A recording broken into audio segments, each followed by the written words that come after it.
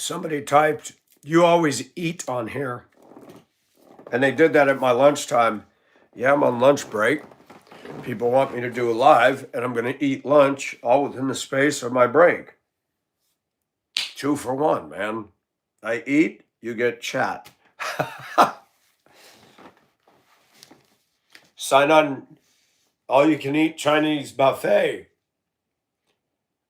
Chinese all you eat buffet, not mean stay all day. You eat, you go home. No stay 3 hour. In Hong Kong, the ladies and I went to a buffet, and you have a 2 hour window. That's it. They open it, they let everybody in at the same time. You have 2 hours, and then you're out. It's interesting. In America, you can go to Golden Corral, or you can sit in there and be a pig all day. But, the gut can only handle so much, right? And you're done. And I'm sorry, I can't help but notice every time I've gone to Old Country Buffet, two things. One, the bulk of the people going in there really probably should not go to Golden Corral. I think I said Old Country Buffet. They should not go. They're carrying spare tires and luggage racks and everything else. I'm not being mean. I'm just saying. We are an obese nation. I actually interacted with a Filipina this morning on her live. And pretty thing, simple, small-chested beauty. She was nice. I interacted with her with a little Tagalog. Wow, Visaya. And I said, well, I was there twice. And I will tell you this. I'm just being honest. I like looking at foreign women's channels because they wear colorful clothing. They're different. They're interesting. Watching or looking at any of the Caucasian women's channel in America is like listening to nails on a chalkboard. I'm going to pass.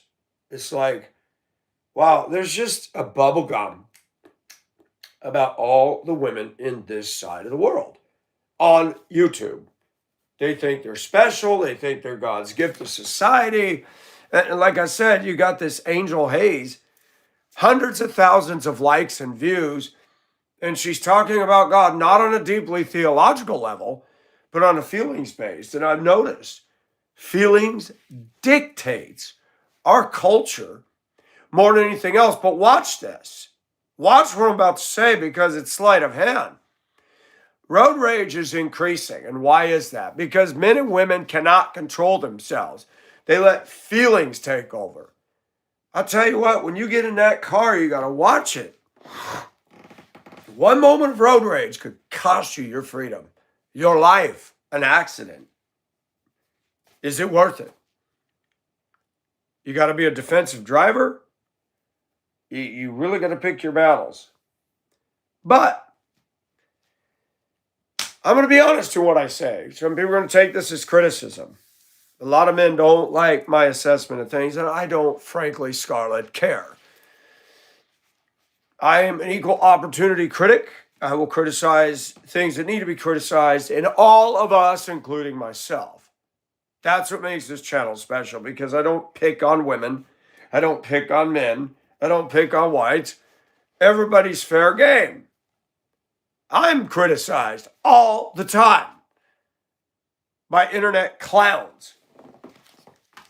Hey, some loser's making money off his super chats. A loser. Jobless, living at home, loser, confused about what his sex is. I mean, that's 2026, folks, that we've had complete turnaround in our society, that somebody can actually get up in the morning and think that the compass points north. They were born a guy, but they think they're a girl wearing a maid outfit, sitting there running their foul, disgusting, pimple-faced mouth on the internet. They're nasty. Rage baiters. Rage baiters that, well, do other baiting and won't get a job. Get a job. Oh my gosh, you expect me to treat you with any respect? I can't. And my channel has revealed something. There's a lack of passion in this world.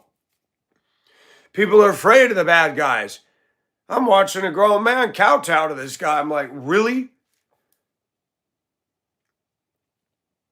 What is going on in our world? There's a guy at work. He's younger than me. He moves slower than a turtle backing up. He's got a real deep voice, got a ZZ Top beard. He's not handsome. And you can just tell by the way he walks and talks that he thinks he's the definition of macho. I'm pulling a cart of product. He can't get out of the way. He can't move to one side or the other. And I want to go, move! I mean,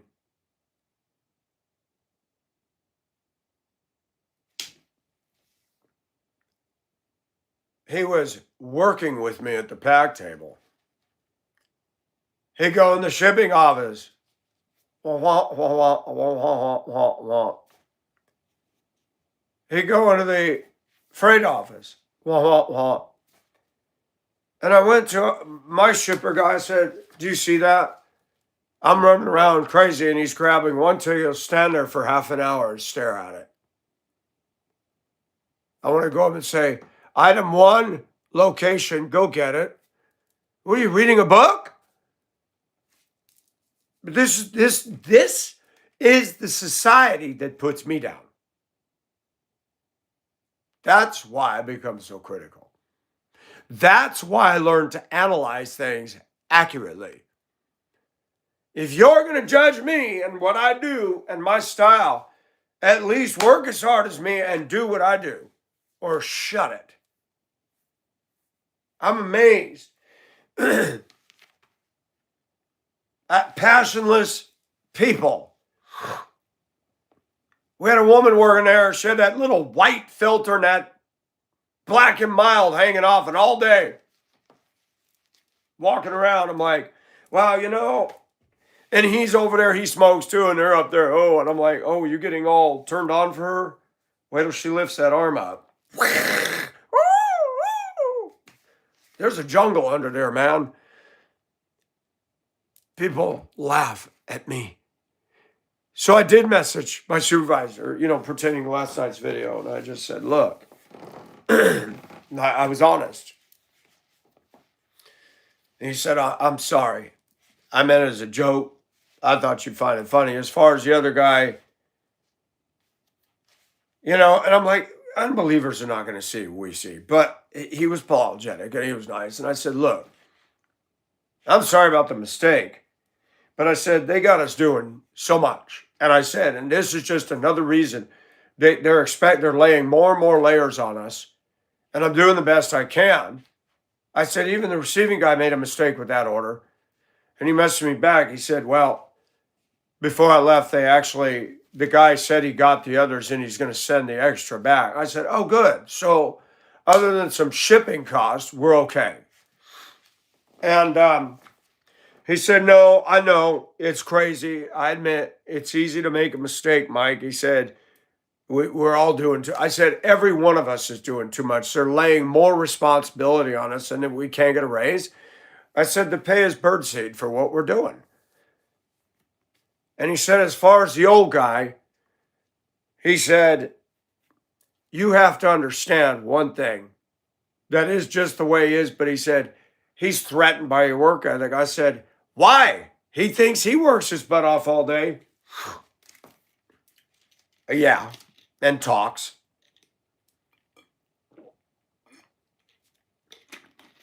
And I don't watch people. I'm going from one department to the other or going to another warehouse, leaving one warehouse, walking down a dirt road to the other one. And you see them out there smoking and wandering around every time I come through. And I said to one guy, I said, all you do is walk around and smoke all day? I said, in the afternoon, I see you humping it. Oh, I was just saying to myself that I'm spending a lot of time walking in circles. I said, yeah, you are. I walked off. And no, I don't go to the boss. I'm not a snitch. I go to the boss when there's a problem that I'm not going to be able to rectify. Caution, Surgeon General's warned there's heating on this channel. If it offends you, can't handle it, please reach up, swipe up, click the X, something. I don't make money. I don't charge memberships. And if you want Studio B quality, then pay me. Till then, I'm going to be raw and real. But passion. I know for a fact if the guys at work saw me dressed like this, they'd be going,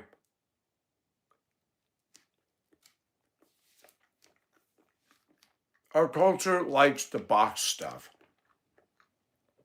I pack things. I have to find the appropriate box, pallet, big box to put stuff in. And there are things that don't fit in our boxes. So then I have to take 2 boxes, tape them up, cut the sides off both, slide them together, tape them up, throw the thing in.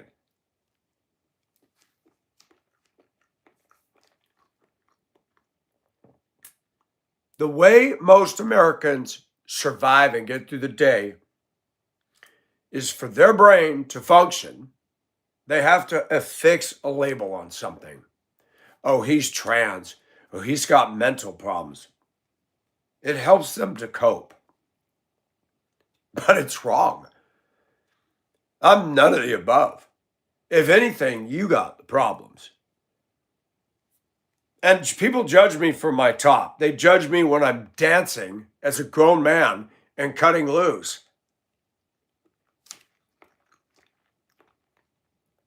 And a woman sub wrote me and said, I love it that you can express. David danced naked before God. His wife sneered at him for that and said, wow, what are you doing?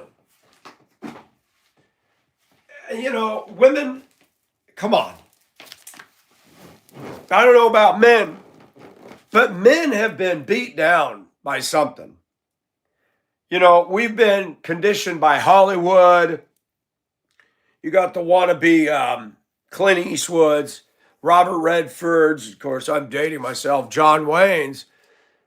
They think that's the definite macho, just stand there and look tough and be a person of few words and look at a guy like me and go, that ain't no man. Want to bet?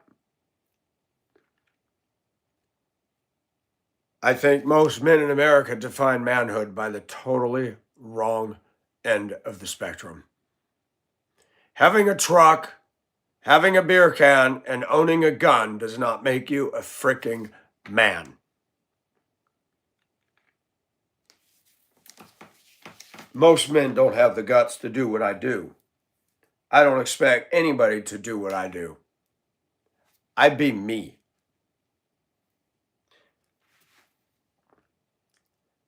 People are different.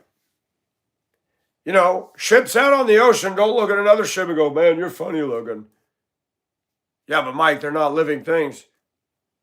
But that's the thing. That's my point.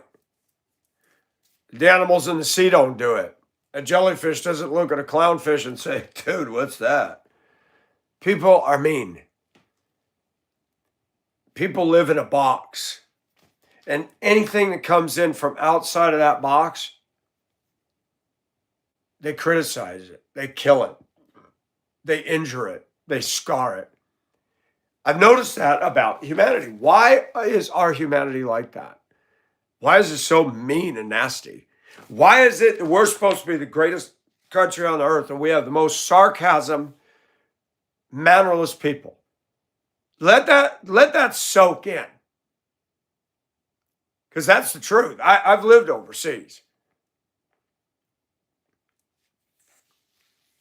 I can talk to an attractive foreign woman on their live video and interact with them. Cannot do that with any of the Caucasian YouTube artists out there that think they're all that on a stick. And these women overseas are naturally 36,000 feet above their 300 feet in the beauty department. No makeup, no implants, no flaky, hey guys, it's stupid. it just blows me away. And so when I get up and I dance and I move, people assume, oh, you're gay. Really? I've said this over and over and over again. Men are hairy, men are sweaty, men are gross, and men are generally one-dimensional people. I could not have a relationship with that. I cannot have a relationship with a penis. I mean, when a guy loses himself and gets that white sticky stuff all over everything, I don't want that on me. I don't want that on me at all. I do not want to put my mouth on somebody else's ding ding. And I don't want somebody's ding ding up my butt. And I don't want my ding ding up somebody else's butt, male or female. And people make these judgments. I think women are awesome. Not the dress barn ones. But being and living overseas, I'm amazed at Indian women and the color and their outfits and their jewelry. And I do some, I get a lot of flack. And people have to put it in a box. Bunch of macho acting, pretending, pretentious men will say, yeah, there'd be something wrong with that boy.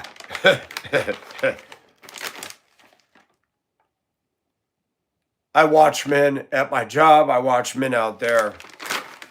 I have no desire to hang out or be like any of them. Not one man do I look at and envy and think, wow, I want to be like him. Ever. There was a black man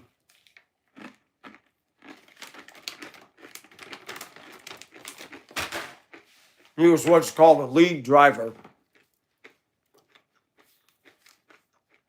He was at transportation when I came there in 2019. His name was Mr. Scott. Polished shoes, slacks, soft-spoken. I watched the way he dealt with people. I was not under him, but I watched. I study people. I study more than people realize. They look at me, they see the glasses, they see my young look. They make their ill-founded comments. I am taking in stuff even as I'm working. My ears are perked up to stuff that's being said. It's a survival technique. When you aren't popular, you're bullied, you got to be aware of what's going on around you.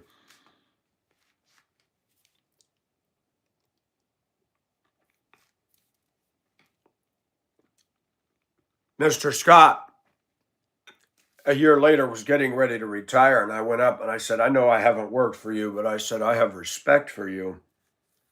The way you carry yourself and the way you treat people is impeccable. And I don't dress like him. I don't carry myself like him. Mr. Nelson, thank you so much. I really appreciate that. I said, well, they're losing a good one with you leaving. Even I recognize that. See, I'm a white guy. I have no problem complimenting a black guy who's better than me. I don't have that hang up.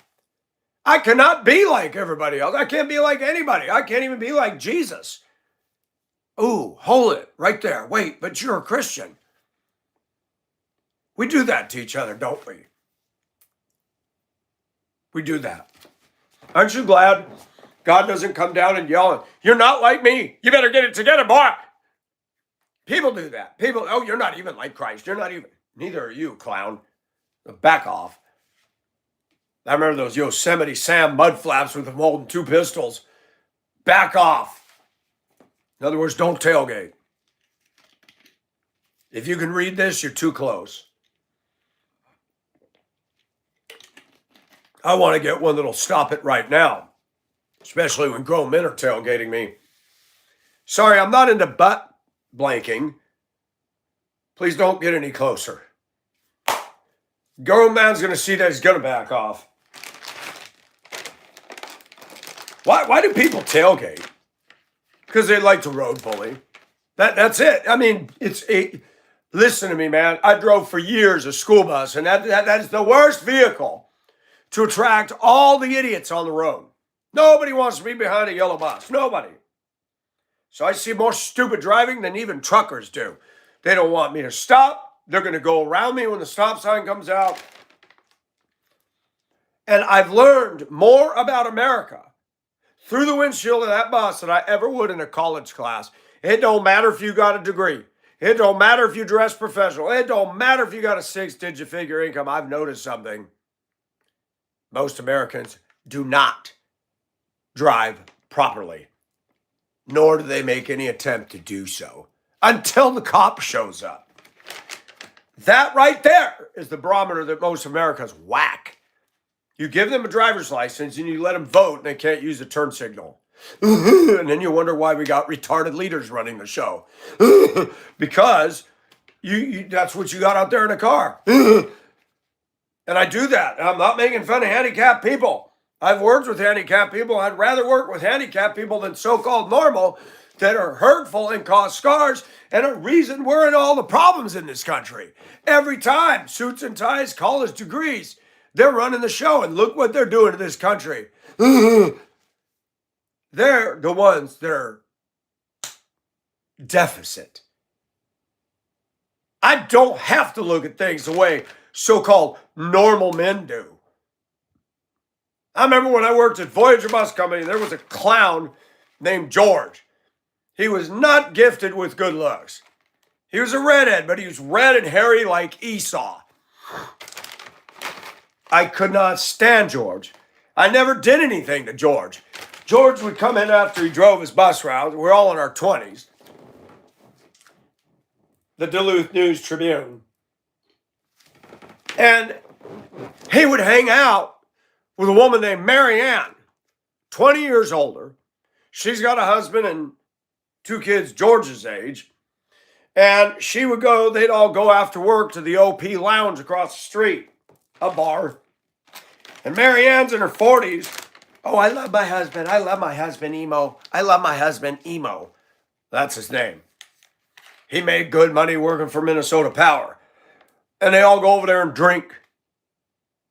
What's a 40-year-old married woman hanging around with a bunch of damn college guys, single guys? Gotta wonder about that, huh? Maybe she was like Mountain Mama. Hey, if you get me a little bit drunk, I'll show you something. Who knows?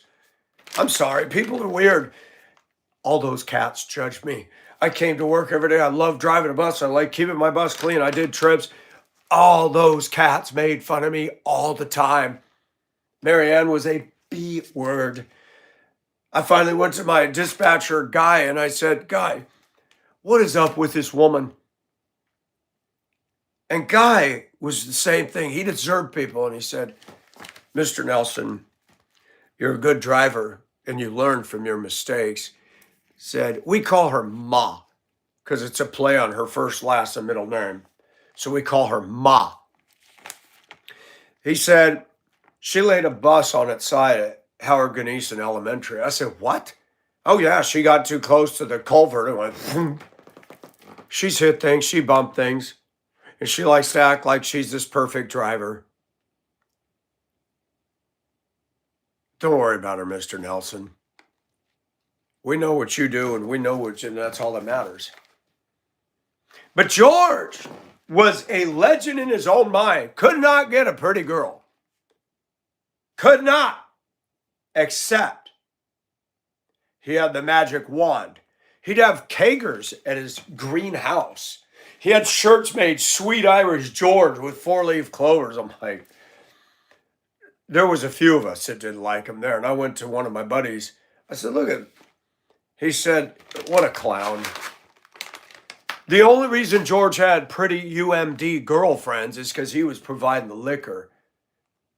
Proof that the really good-looking women in Duluth, you get them drunk, you can get them in the sleeping bag.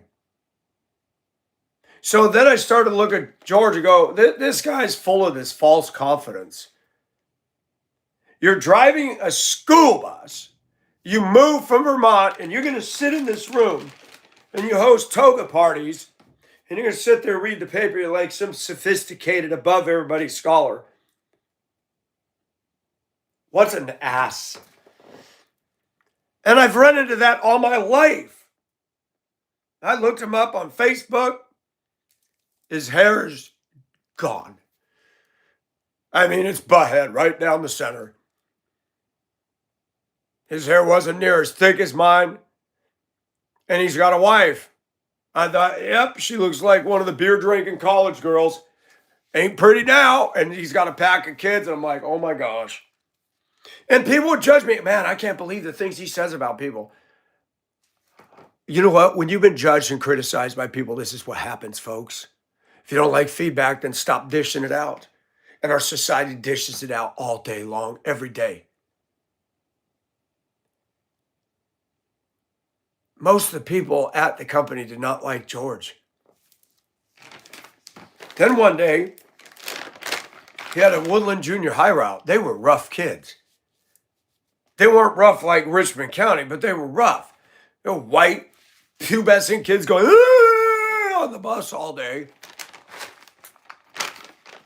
And one day, the phone was ringing off the hook.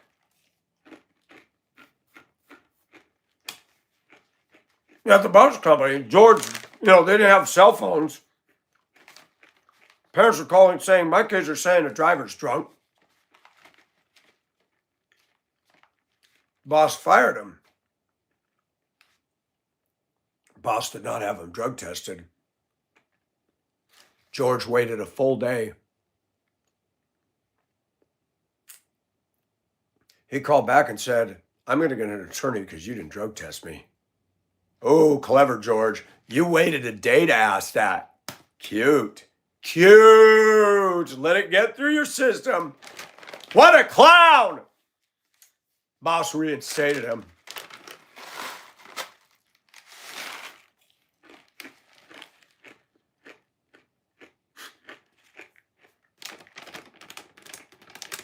My buddy and I both looked at each other and said, I said, He came in inebriated because I know he did. But he got the boss on a technicality. He played his cards very well. So George is making fun of me. I don't drink, and I sure as heck don't show up under the influence.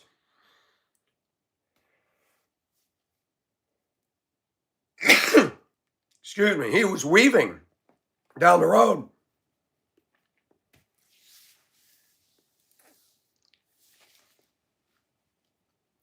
And what's really wild, those are the people. The popular crowd, the drinking crowd, the smoker crowd, the pot lovers, conservatives and Democrats have both made just horrible, bullying, insensitive, uncalled for comments to me. All because of this. And because of what I say. But passion, where's the passion? Getting drunk, boy, that's passion, right?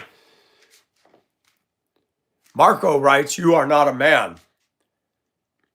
Marco, I don't believe you've seen me unzip my pants for you, so you are incorrect. And if you're listening, I'm more man than you will ever be. I promise you. You will be reported. When you get those little strikes, they add up. Because if you keep doing that to others, you two will eventually throw your ID out of there. People are a trip, man. People are a trip. George was a jerk. Didn't matter that I was polite.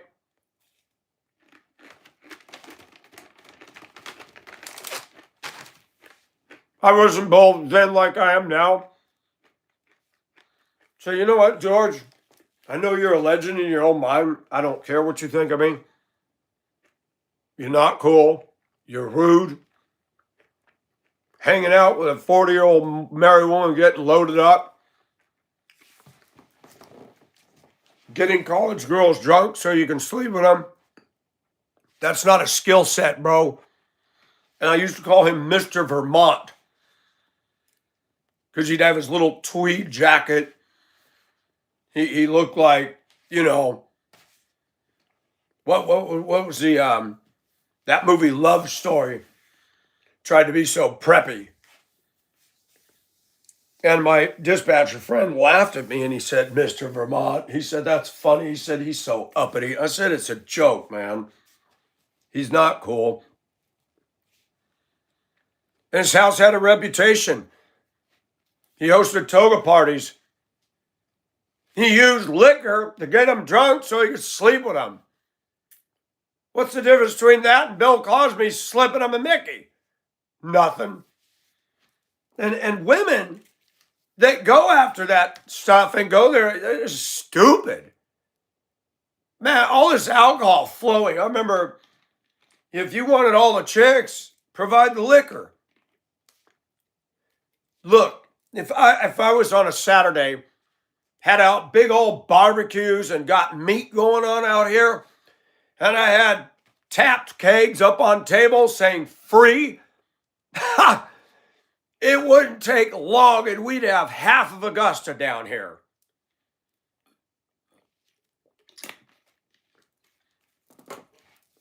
I'd have a lot of beautiful black women coming up here getting some free stuff. That's a fact. You want a girlfriend?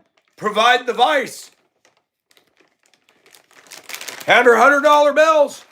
Hand her liquor. Hand her a doobie. Hand her some speed. I mean, it's sad. But if you don't do that and you're like me, you're not going to get a girlfriend. If you don't eat your meat, you're not going to get your pudding. Same concept, different lyrics.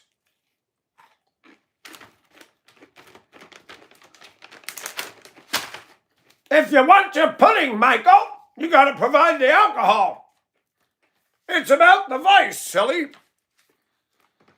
Give the woman what they want, they can't resist you. I hate alcohol. Hate it. Nothing's more unattractive to me than seeing a woman with a cigarette hanging out of her mouth and a can of beer in her hand. I'm laughed at for that. Of course, this is America. I'm in the minority now. When I was a kid in school, white women, we were the majority, not we. When I was in school, we were the majority that didn't drink and smoke and do drugs. Now that's flipped around quite a bit. And when I say there's no passion, that's proof. You got to have a prop. Somebody wrote and asked me yesterday, I'm not doubting this woman. What if I was exceptionally beautiful and I have a cigarette? I'm not going to date you. I'm 60. I'm a little bit wiser now.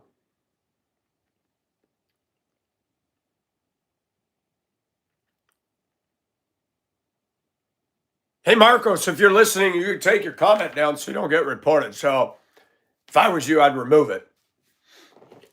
Dirtbag. Telling somebody they're not a man on the internet with no picture, no videos, that's really mighty brave of you. Let me tell you something, Marcos. If it was you and me from base camp to the top of Everest, I'd have a better chance of making summit than you would, and I wouldn't even touch Everest. Huh. I'm 60, and I'd try to do it without an oxygen tank. How about you, Weezer?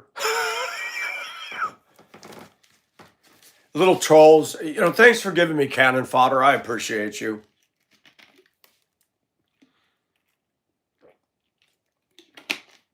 Maybe we can walk through the Gobi Desert together.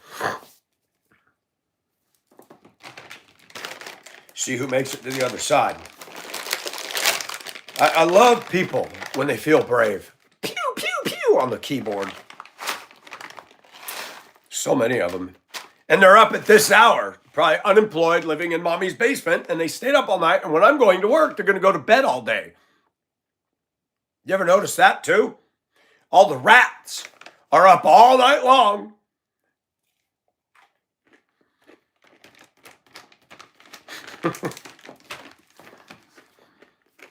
Working people go to bed at night.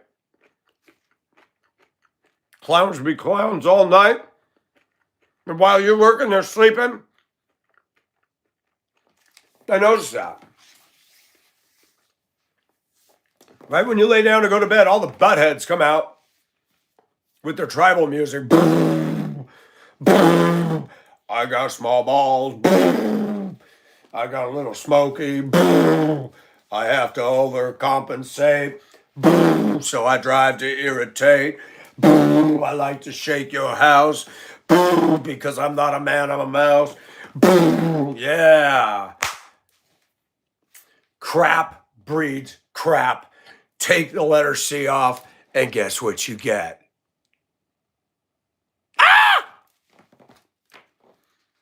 That stuff sucks. Call me racist. That's all you can say? It's garbage. You can see the people who listen to it.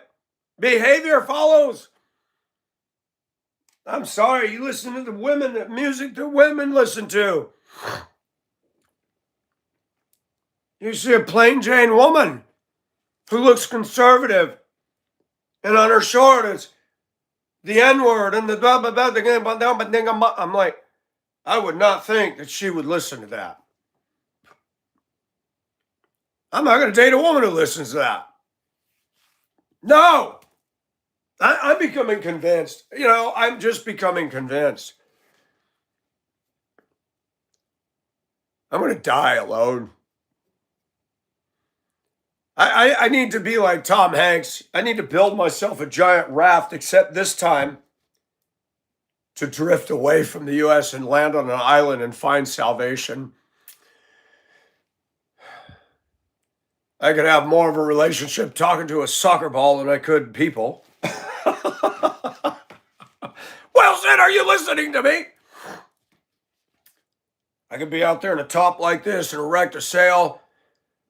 Some big Navy ship. What the hell is that out there?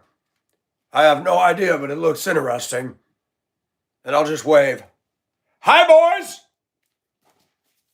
That's a mighty pretty battleship up there. Want to give me a tow?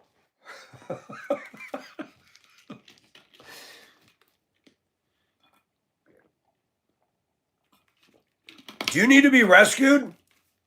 Yes, from the United States of America. What? You mean you're not? No, I'm leaving. I'm looking for palm trees, coconut, crabs that walk sideways on the beach. I'm out of here.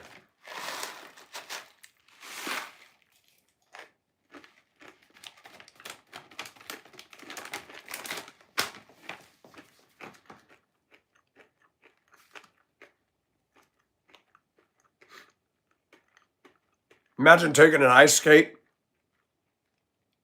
and knocking an abscessed tooth out of your mouth. That would hurt. That would hurt. But even me, I saw the movie Castaway. And he saves that one package with the dream catcher on it. And the movie ends. He lost his wife. She went and married. Wasted no time in that one.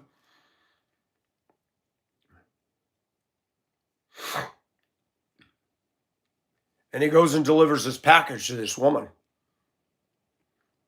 And the passionate side of me thinks, my gosh, that could have been a sequel right off of that.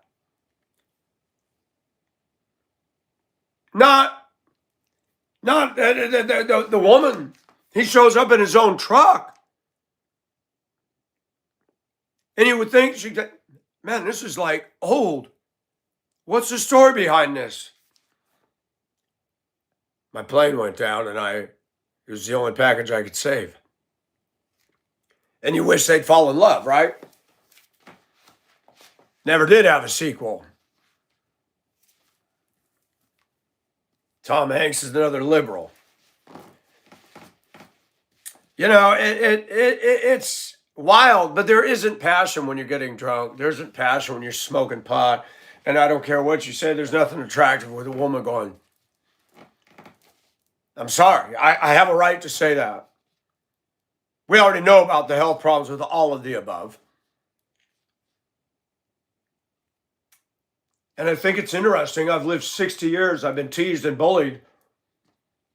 And everybody that's teased and bullied me, they're in substandard condition compared to me. Every single one of them. And though I was made fun of for my looks, I think it's ironic how stuff like that happens. It's funny, when I was a kid and I was in Mammoth, Mammoth was big. It was a ski resort. It was premier California ski resort. And you had names there. The Ladinigs, the Rowans, the Nicolosis, the Fredericksons, the ones that were in sport, the two hottest girls in the school, the family that owned the Italian restaurant in town. Do you know that I don't know where any of those people are? I haven't ran into any of them. When you're a kid, what you think is so important, when you get older, you mention Mammoth Lakes, and most people go, Mammoth what? Mammoth was not advertised like Tahoe or Vail or Aspen or Big Bear. Mammoth was almost like a quiet, downplayed ski resort. And I don't know why that was. The ski magazines didn't even tip their hat to it most of the time. Very strange. Mammoth was premier. You had advanced runs. You had a peak of 11,000 feet. Mammoth had some good runs. One of my favorites was San Antone, named after Swiss Alp stuff. Broadway. Oh my gosh, I remember going down Broadway. That was intermediate. There were so many dang moguls and they were so high. I'm like, man, you can't even ski down in a speed bump. It was terrible. And they have to get out the snowcat to knock these moguls. Were like 4 feet tall. And it looked like somebody's face after they ate too much candy. And even the advanced skiers were like, they even looked at me, man, they need to groom this. This sucks. Yeah, it's stupid. So I'd get on the runs that were more smooth. I mean, I like a little mogul here and there, but when it's mogul, and you're trying to turn around all that, kind of stupid. But I don't know any of those people now. Never ran into them on social media, even tried to look, can't find them. The point and the moral of the story is, at that time, somebody's so big in their little eyes. Oh, Billy Leach, he's so cool. I don't know where he is. No, I don't even know. What does he look like? All the girls thought he was cute. He's the one that came and did this. Is he even alive? Would he do that today? Is he in as good a shape as I am? I'll bet you he's not. I had to find him and go, hey, Billy. Wouldn't it be nice if you could just show up to all these people?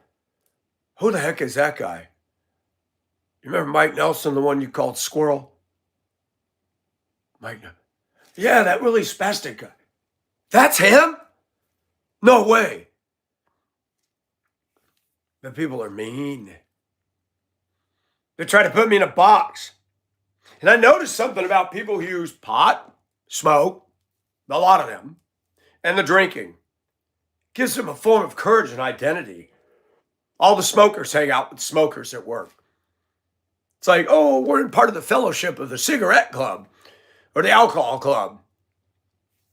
And me, I try to cross lines and build bridges, but you can't build bridges with the drug crowd. You just cannot. The smoking crowd, it's like, I don't want to be around that smelly, nasty stuff. They stink. Their breath stinks. They don't look good.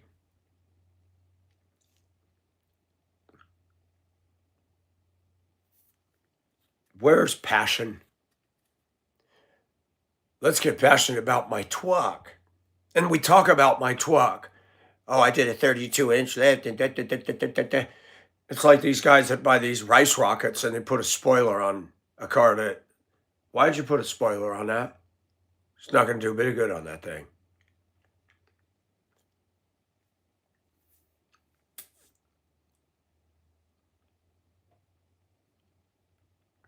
There's something in women that I like. I'm a very sensual man. And I love looking at women. And when they really, I'm not talking about this stupid TikTok crap dancing they did in 2020, but women that move. I love to watch the India Bollywood videos. Naya, naya, naya, naya, naya. Naya, naya, naya, naya, naya. And they are moving and they got all these bracelets and necklaces and, anklets and pretty clothing, and they dance so beautiful. And I was like, my gosh, most white women are just in their dress bar and clothing and they're all uppity and stuck up. They can't move like that. It's really a dichotomy when you look at what goes on over here and you've been to other places and the YouTube. I love it because I can look into other cultures all the time. The Himba tribe, the women are topless. Oh yeah, let's go. No, I'm not going to run around grabbing, but it's nice. Wow, I can enjoy looking at people and don't have to feel any guilt. And they welcome people to come and visit them. If I have money, I'd go spend 6 months. I'd rather be into that kind of an education. Say, there were some great things, but it's not for me. I'd like to go spend 6 months in Iceland. Not hanging out with the people.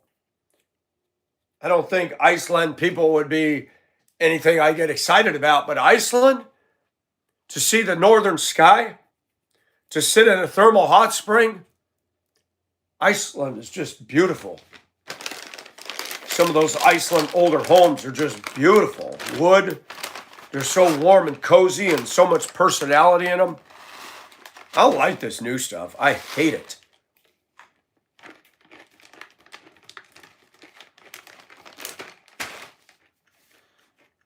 When I see one of those rustic Iceland homes, I don't picture somebody coming out saying, I'm doing well. I picture them coming out of a fake,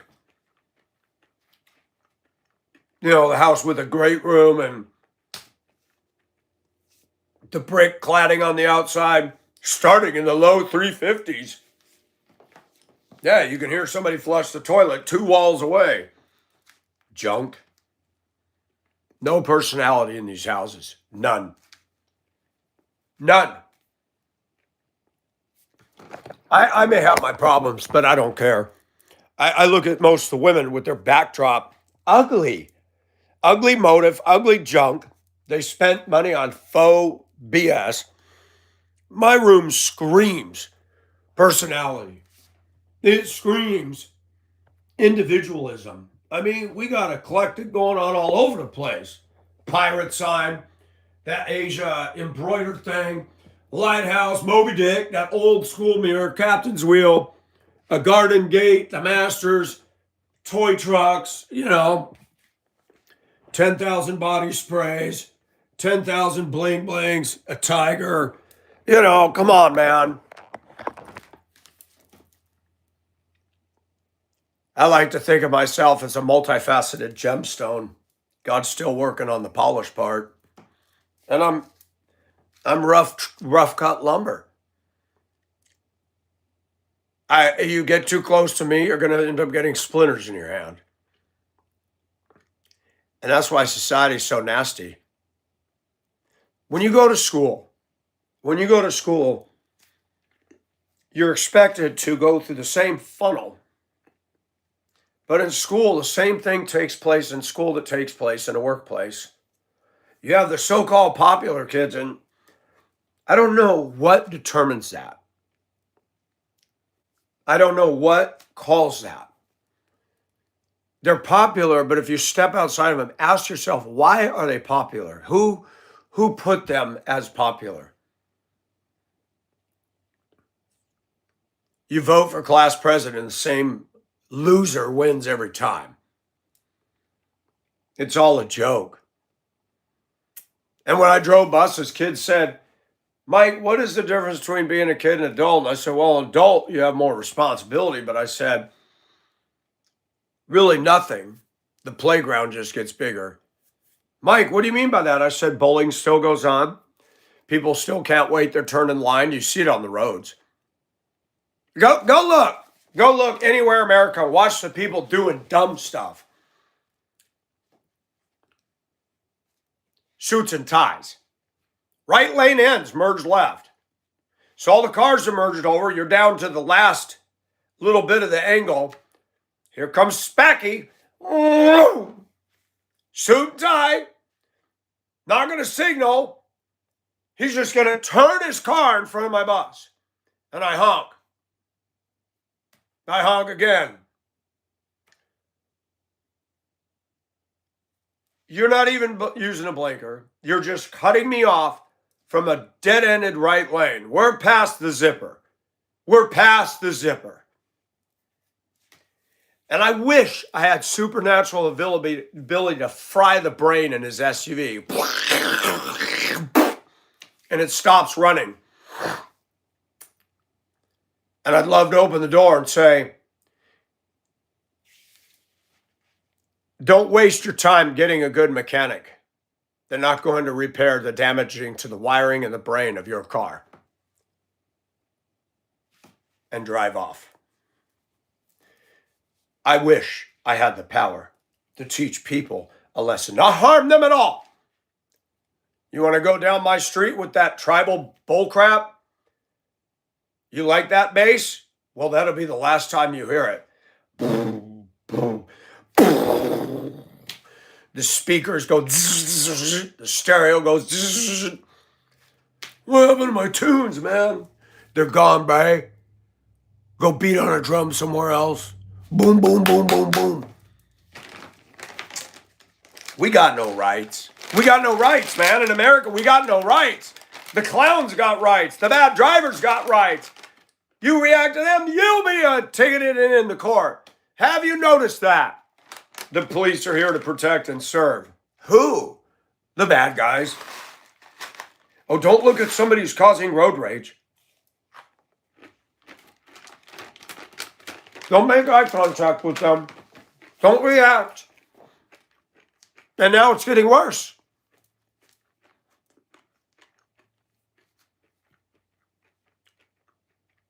I think it'd be awesome if I had the kind of relationship with God.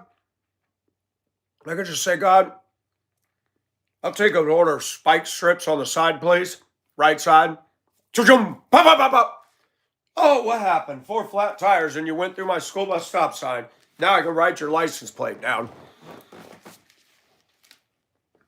Oh, I'd love that. You want to cut in your SUV and then I honk because you're not even using your blinker. You just cut. Literally, not even, you haven't even passed me. You got just behind your driver's door and you're cutting across my bumper.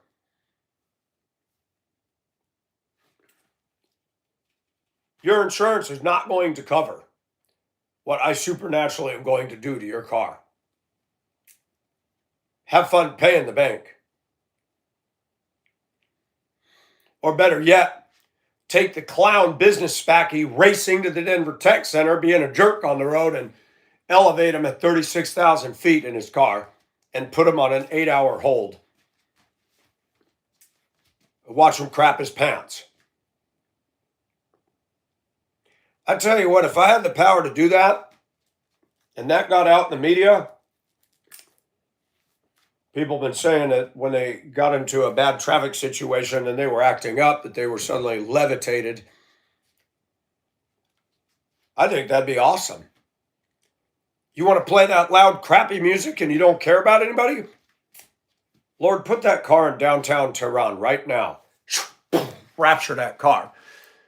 Go down the street in Tehran and watch how far you get. With an American license plate. Have fun. I would love to have supernatural power. I don't want to kill anybody. But I'd love to teach them a lesson they'll never, ever, ever, ever forget. These trolls. Say, God, take this person right now that's leaving this comment. Put him out in his underpants in the middle of the busiest street in America. Far from the house. Then he could get arrested for running around in his underpants on the LA freeway. I would love it. Talk about a movie. Dude, I'm telling you, don't mess with that guy over there. Oh, he's an idiot. He's a YouTuber. Have you heard it? He's an idiot. Look at the way he dresses. I'm telling you, don't mess with that guy. Stuff happens to people. Whatever, man.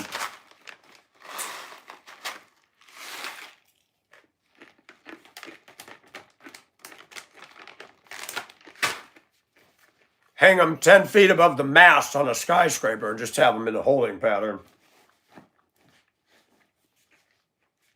Don't fall.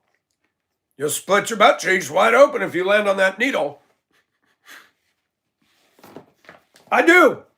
Sometimes I comfort myself and laugh. It's like Marsha Brady when she was taking her road test. She was afraid of the instructor, and somebody told her just imagine him in his underwear. And she did, and she started laughing and passed the test.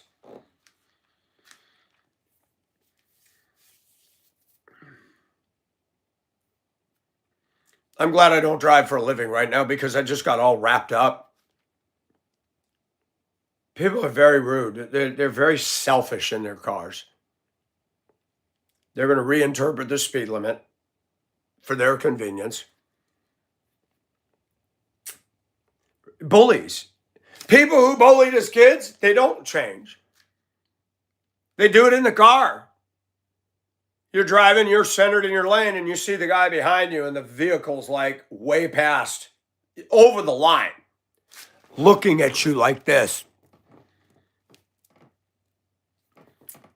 Yeah, I see you. Your point? Just make an illegal pass. Do what you got to do, but don't sit there and try to. I'm not going to speed up for you. It's amazing how mad people get when you're going the speed limit.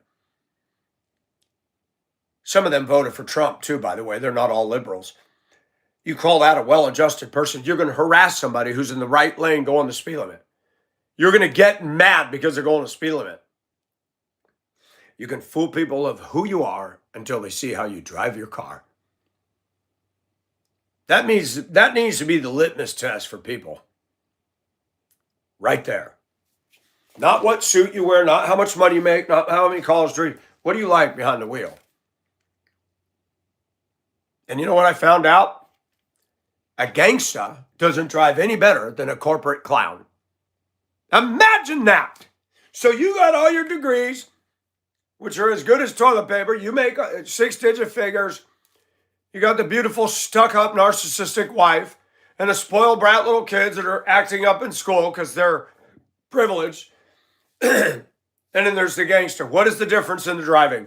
Zero. I find that very psychologically fascinating. I find it very psychologically fascinating that we have zoning committees all across the U.S. Who came up with the idea to zone to allow liquor stores in a poor, underprivileged neighborhood, and you don't want them anywhere near your fancy neighborhood, even though many of them drink and drink and drink. Ooh, if I was ever put in office, I would shut that crap down. So we need to stop putting liquor stores in the minority neighborhoods because it just encourages them to stay down. I actually watched a YouTube video years ago, and I was shocked to find that when they put the interstates in, you got interstates that come through a city and they'll do a large curve. I'm like, why? To avoid the wealthy neighborhood. The lower income neighborhoods, they just wrecking ball them all. Our country favors rich. It favors looks. Our world system favors the partiers. The worst of the worst. Democrats favor the people that refuse to go get a job and work. The Democrat Party favors that group of people, the 13 percenters, where a large percentage of them don't contribute anything positive to society but complain that everybody's racist. Yeah, you know, it's funny. People make fun of me, but my vision and my mind works. But even I'm man enough to say I don't agree with Trump and this Iran. This crap is going to go on and on and on. I think he wants it to. Let's waste more tax dollars. blowing up stuff is stupid. And I know something about the Middle East. Unless you pulverize Iran, you're not going to solve the problem. Islam is the engine that drives the stupidity over there. The Bible said it. Trump needs to get saved. Fact. Ishmael, he'll be a wild jackass of a man. His hand will be against every man, and every man's hand will be against him. You are not going to, you know what? Ezekiel 38 and 39 talks about battle of Gog and Magog and these Muslim conflagration of nations with Russia. God's going to destroy that then. Not Trump, not anybody else. And I've watched as people have made a cult out of Trump, just like people did on the left with Biden and, never do wrong Obama.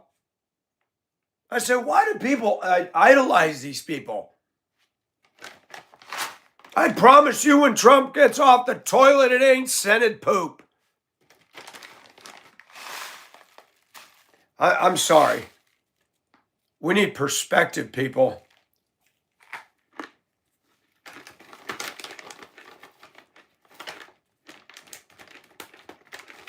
I voted for Trump. That doesn't mean that he gets a free pass on everything he does and says. Kamala was downright ridiculous.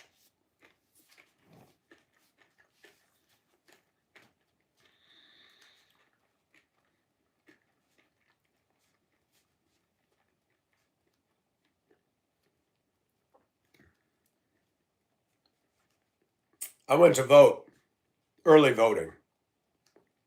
I go into my precinct. There's not a white person in there. You think I don't feel it when I walk into the room? Republican or Democrat? I know they don't like it when I say I'm Republican. They were polite to me. All the black ladies running the precinct.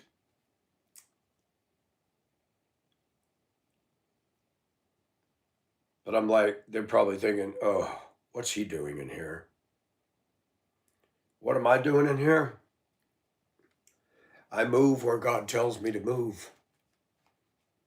I don't go to the white store. I don't go to the white place. I go where God leads me to go. If I like something at a black store, I'm going to march on in there and buy it.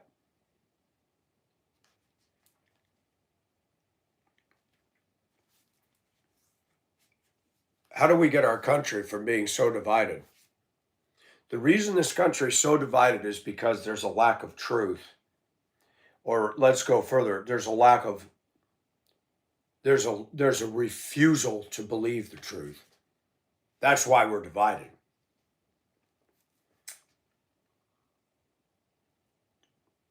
When you got one group playing victim and making false accusations about everybody in my race,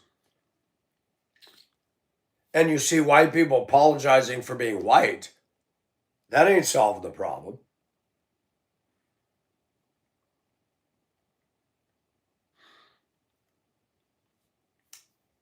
America's lost its passion. You can tell by the increase in drug use and abuse, the violence, the criminal aspect. Those are not the signs of a passionate culture. They're signs of a rotting, decaying second law of thermodynamics culture. Everything's wearing down and rotting and dying.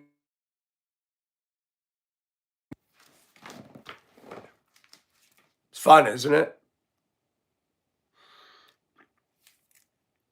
And people that live in darkness love to hate. People that are miserable love to hate.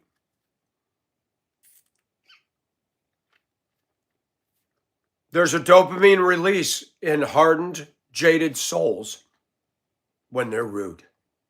They get off on it. It's an addiction. Like when you have a wounded sea creature and there's blood and the sharks go crazy. That's the way people become on the internet. When somebody's real and genuine,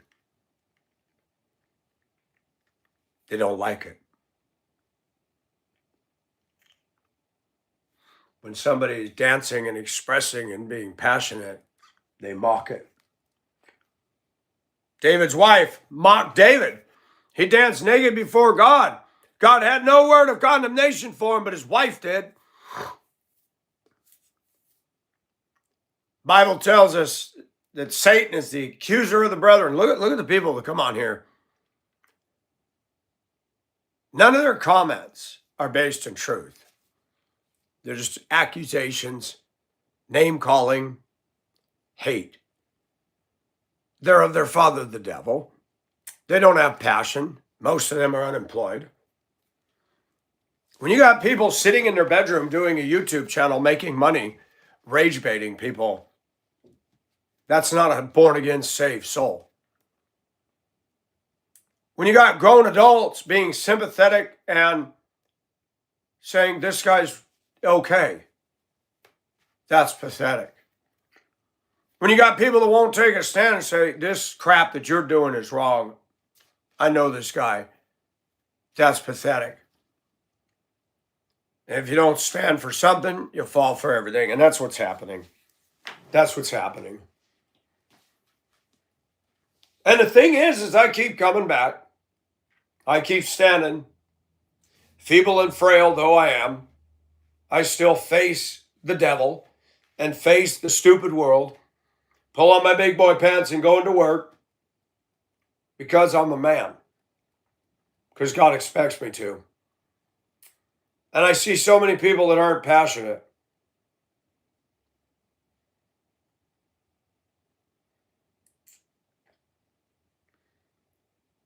I look at people out there like they're a computer program. I'll see a white couple going through the flea market, the clothing that they're wearing, the stroller that they're pushing, all the stuff that they're doing. I'm like, everything screams, I am boring. No passion in anything that they do. And they will look down on anybody that isn't dressing and walking and carrying themselves like them.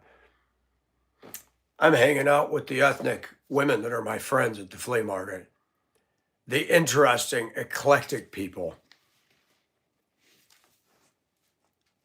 I think it's interesting how God, through the years, has moved me and shaped me to be unique.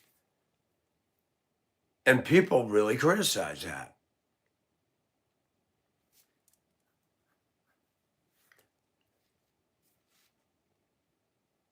Because they don't have passion. You got the scripture kings and queens that come on here. What you're doing is not pleasing God. Oh, I didn't know you were the Holy Spirit. I didn't know that you were the one that was sealed inside of me to tell me how to live. Fascinating. Fascinating.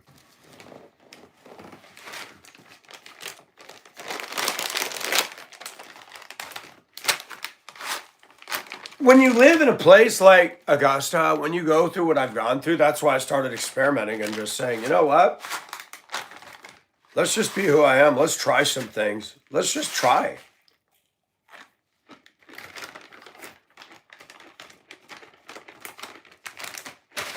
Native American woman checks my phone the other day at the flea market. You are special, Michael. I said, so are you. Thank you.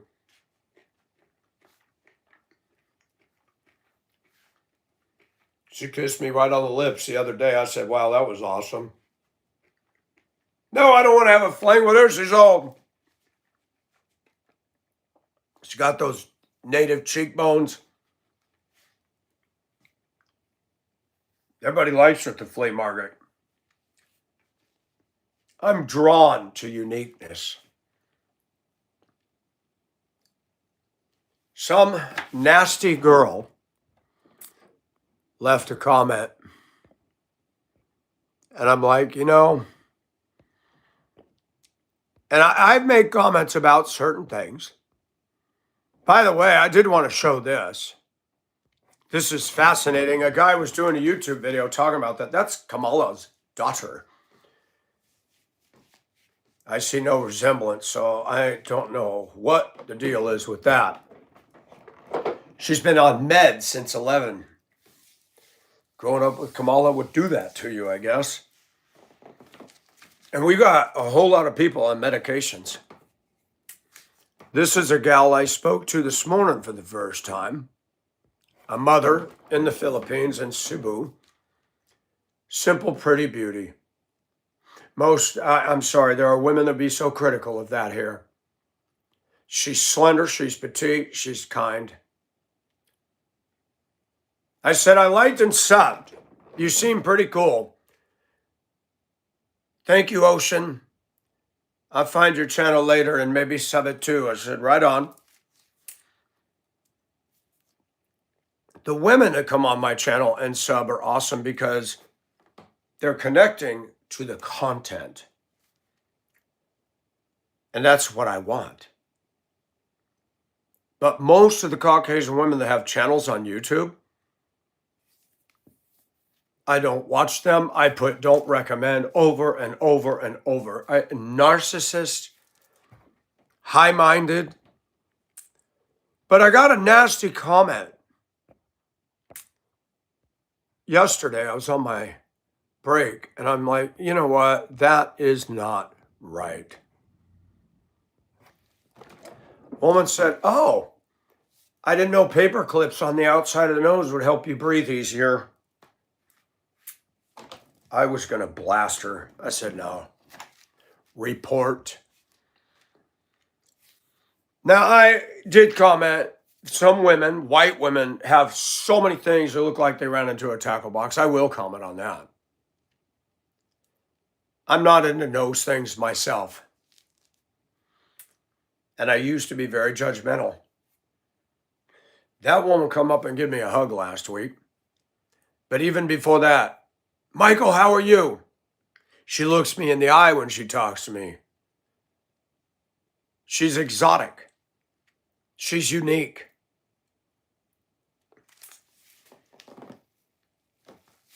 And people criticize differences. People misunderstand what I do. You got grown men thinking that I'm available for their pleasure. No. You and I are not going to go together. We're not going to dinner together. We're not getting naked. You'll have to move down to Gay Room 101. This isn't it. I enjoy being who I am. I like women. And I'm man enough to admit, I don't know if I could be married. I've been married 3 times. And I left them all. One was a coerced, manipulated marriage by when I got saved. The father was a Christian, but he was very manipulative. I've told that story. I'm not going to retell it again. The second one I married was my choice, 14 years. We raised too fast, 5 weeks, from stranger to altar. Dumb. The other one, I got hooked on yellow fever in Asia. 4 years in that spin cycle, and that was a joke. I grew up in a screwed up family, and I never knew how to make good choices. I hate it when teachers say, make good choices, Tommy. The next time you talk like that, I'm going to make a choice to have your voice box removed. That nasally voice is getting on my nerves, teacher. Crisscross applesauce. Oh, gosh, I hate that world. And I'm watching men act like women. In my workplace, they're all doing it. Hey, Mr. Mike, I got a favor. What started with women? The men are copying the women. This country's a simp country. The women started that crap. I'm doing well. How's Mr. Mike today? Man, I didn't know we're all in grade school again. Child-directed speech, fake answers.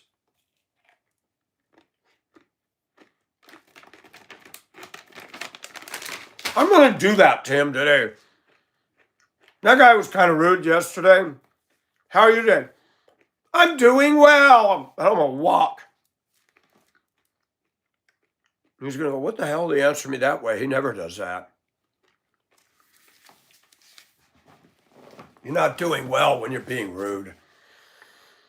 There's something wrong inside that ticker of yours. I tell you what, I texted my boss. I said, I am different. I'm wired different. I get that. I know that. But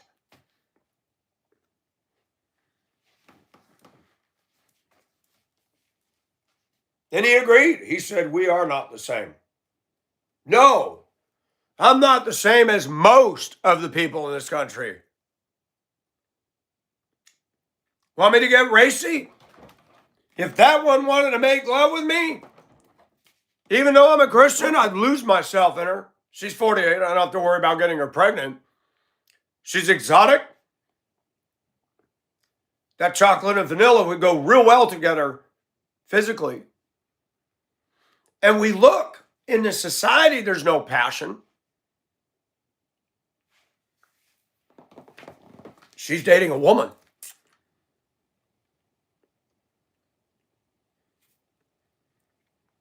Somebody else wrote nasty. I reported it. I have been attracted to exotic beauty for the simple reason that you look at the way our societies model itself. You know, you go to Europe, they don't allow preservatives and all this crap in the food. Did you know that?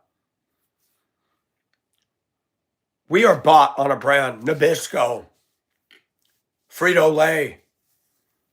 We're everything's a franchise. Everything's a conglomerate. All the vehicles now are owned by somebody else. International sold to VW. Daimler Chrysler. I mean, it's all ridiculous. Freightliners under Daimler Chrysler.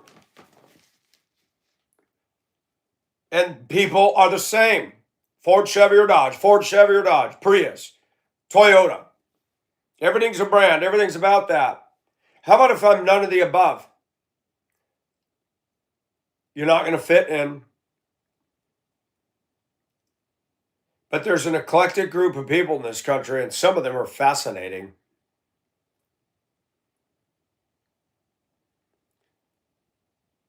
I cannot remember the name of the movie that I saw.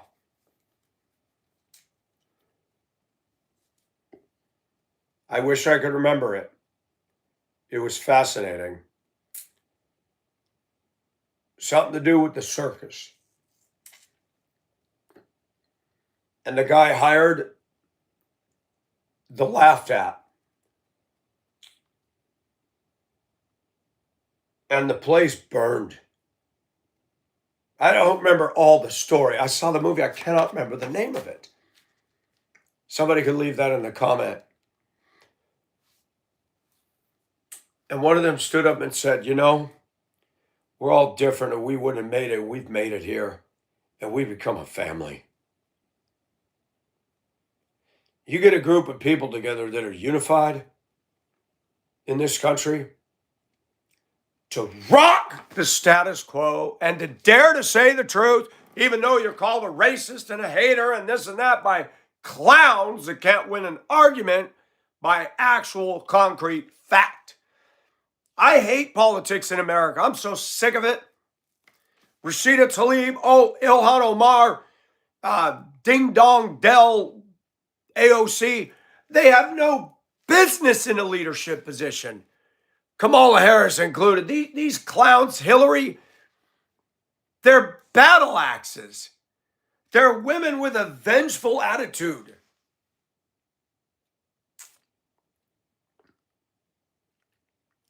It's crazy. And they get voted in. Those aren't good people. And I hear people praising and praising and praising and praising and praising. And the internet even shows, would you want to see Trump run for 4 more years? No, I don't. Would you want to see J.D. Vance? No, I don't. Who would you want to run this country? God? Would you run? What a waste of money. billions of dollars in campaign contributions because I don't have it, just to win the presidency? You think I want to lead this country with all the craziness that goes on? I'm not qualified to deal with that. And I think the trolling's bad on YouTube. Wah! No thanks. I don't want to be in that environment. I don't want to deal with the other politicians. There's a peer pressure and oppression there. I don't want to be part of that satanic gene pool. I'd rather be used by God. John the Baptist was a weirdo by definition. Camel's hair, eating wild locusts and honey, living out in the desert.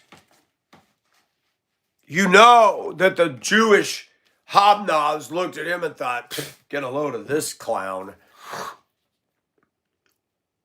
And yet he paved the way. The voice of one calling in the wilderness. Prepare ye the way for the Lord. That man has been used more than these so-called TV preachers ever. And John had his head chopped off for telling the truth to Herod about his illegitimate wife. And Jesus said, among men born of women, no one greater than John. Over Elijah, over Moses, over David, over Solomon, Jesus gave his stamp on what society would have branded as a weirdo. That woman right there, I pray that she gets saved. If she got saved and she had an interest in me and she wasn't into all this other stuff, you dang bet I'd give her a run for her money. I'm so tired of cookie cutter people, caught up by brandism. Do you do A or do you do B? It's like when you're sitting there with the eye exam and you got your glasses on and they got that big old clunky thing over your nose and you feel like if that thing lets go, it's going to take my nose off. And the guy goes, this one or this one?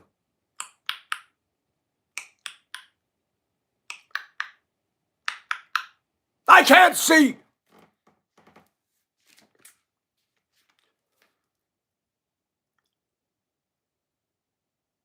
I look at people and they are boring. And I look at their faces. I look at their eyes. I watch them. I watch when I go to the flea market dressed like this. I watch. Because people don't hide their body language in our country. They're not good at it. Americans haven't matured in that department. Well, the one I like is women. They're classic. They'll get even with me and they'll walk just a foot forward and they'll sit there and go, she'll lean into somebody and they both turn around and look at me. And I want to say, yep, I know you talked about me. Let's make it more obvious, dum-dum. I would love to say that, call their bluff out, but I wouldn't. Nope. People are funny.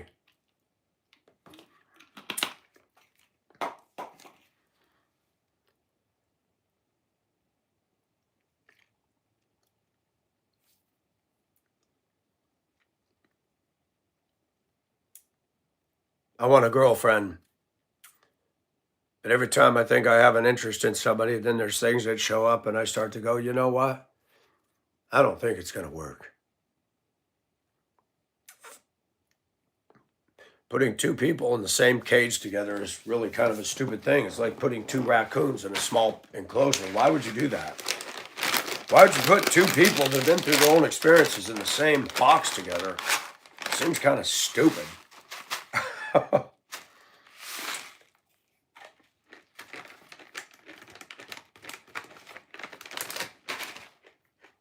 And what I've found, most people in our society are not submissive servants anymore. They're dominant. They want to dominate. They want to bring their music, their junk, their stuff, and erase all of your interests out. Nah.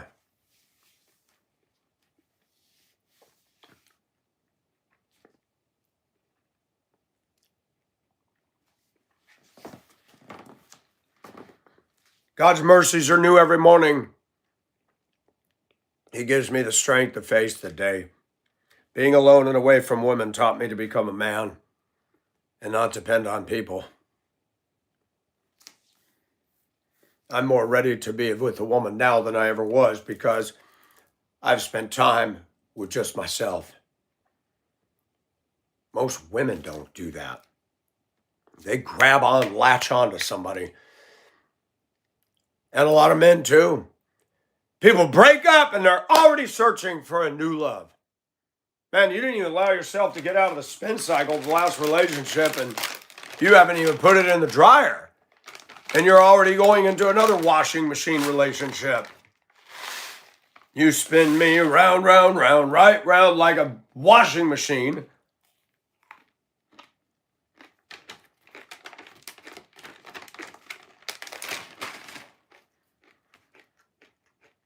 Leaving jetsam and flotsam all over the landscape.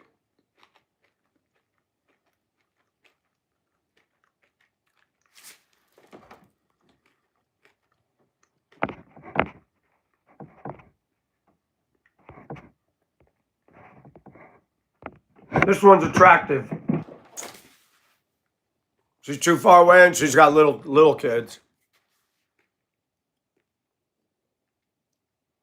And I'm not going to date somebody with little children. I'm not going to date somebody in another country and do all that immigration stuff.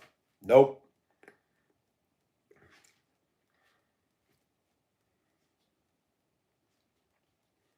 I ask over and over, how long, O Lord? How long before you come? And this is our choices here. Isn't that lovely? The Filipina's much prettier than her. She's on meds, raised by a liberal screwball mother, Kamala. I can't even imagine being hooked into that family. Can you imagine me eating dinner with Kamala and her husband? I can't see that. I can't see me seated at the table feeling even remotely comfortable. I don't think they would want me near them. I can't imagine dating that girl.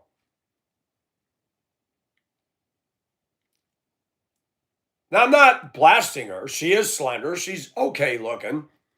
But all the medications? Nah. You're dating a pill. You're dating a pill.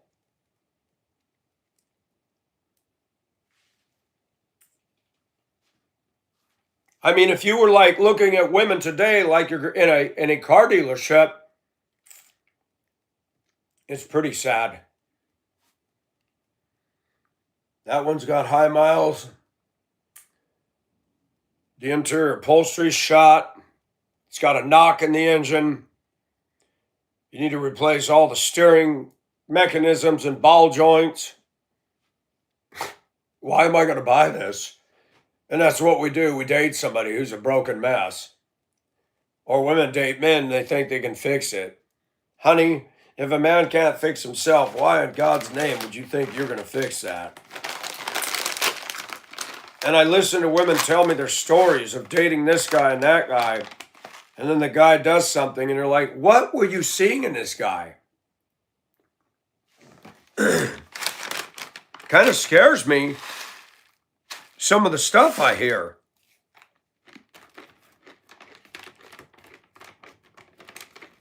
And for the sake of privacy, I'm not going to divulge it here.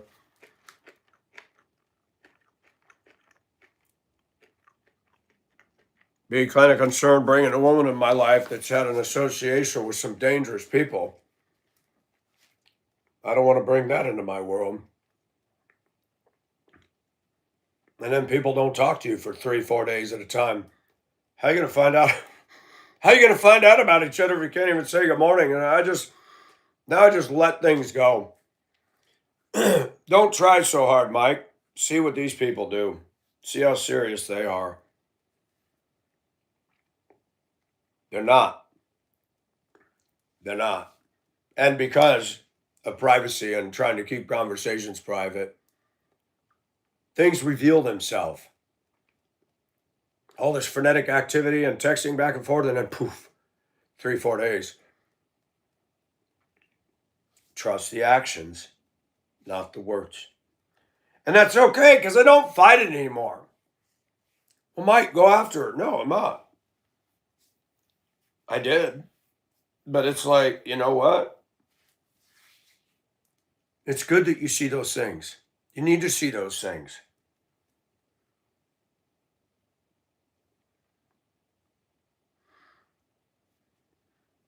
I mean, sometimes when I see the way life's happened, why can't I just have some concubines? Why can't I just have a harem? Why can't I live in a time where women wave palm branches over me? One of them in particular is trying to get my attention. That's kind of the impetus for the micro. I had the one that was the apple of my eye, but all the women love me and I love all of them. And the one is my wife and the others are not, but yet at the same time, we have feelings for each other very deep. You know, men are not allowed to be truthful today. And you become a Christian and you get involved with Christian women, and they really have a problem if you just simply your head turns because a scantily clad woman walked by. I don't want to be with somebody like that. There is no woman that can marry me that will solve that issue. I could marry the grand kahuna of women, and it's not going to make it go away. Because there will always be one more that walks by. Wow, that's interesting. My mind celebrates the diversity of looks. Mike, it's lust. Yeah, it is. But I also appreciate art. And just because I'm married doesn't mean that's going to go away. I wish it would. I wish I could be more like Christ and be perfectly holy in my mind. And I never entertained that. But I think God did a good job on women. And women like to advertise themselves that way anyway. And they're all around us. And I just got so tired of going, oh gosh, I can't think that. I can't think. It's such a bunch of neurosis. It's the hamster Olympics. And it's stupid. You don't get anywhere. You just roll that squeaky wheel one more time. And it's like, you're not going to make it go away. The only woman that'll be good for me is one who's honest with herself and loves me and says, Michael, I think I'm good looking, but I know you're going to see other women. As long as you're not hooking up with them, I'm good. But they don't want to get mad that you even glanced. I hate to say it, but the best girlfriend I had on that front was Sharon, an Asian woman. I liked her. If she came back into your life today, no. That was then, this is now. But we did. We had an interesting, even though it was sinful, we had an interesting sexual dynamic. We could talk about our desires and fantasies while being intimate with each other, and it was fun. We didn't, bring people in. She did want to experience another woman, and I did, help her set that up. And for 3 hours, she was with a beautiful Hispanic older chica, and she enjoyed it. But afterwards, she was telling me about it. She liked to horse ride, and she said it was like riding a 3-legged horse. She goes, I liked it, but I don't think I want to do it again. I said, well, at least you know. And I am different. Even though this is wrong what I'm going to say, I could easily fall in love with a woman who has a lesbian mood towards a good friend of hers. As long as that didn't pull the two of us apart, I don't care. And people go like, Mike, that's so wrong. If you can go through the day without sinning once, you're going to be removed from this earth. Because I don't believe there's anybody that can. And I like to be honest about things. I'm broken too. I've been affected by our culture too. And I've learned something. It's so hard to get a girlfriend. There's women on YouTube. There's one this morning. She said it's harder for men to date women than it is for women to date men. And she was saying how high maintenance women, how ridiculous they become. They put men through hell just to get a date. And I've looked at pictures and I'm sorry. I'm going to say it. It is my opinion based on what I've seen and over the years. Women do better with other women than they do with us. They're more passionate. They're more beautiful. It's artistic. It's not all this raw, dirty thing as people make it out to be, but it's like women know how to really move each other. They don't know how to move us, at least in this culture. I lived in Hong Kong, was the first place I made love. I had plenty of sex in the US, but not made love. That doesn't exist over here, I don't think. And that's why I became attracted to the exotic. That there, I'll bet you the sex ain't hot at all. She's on meds. She probably doesn't even want any.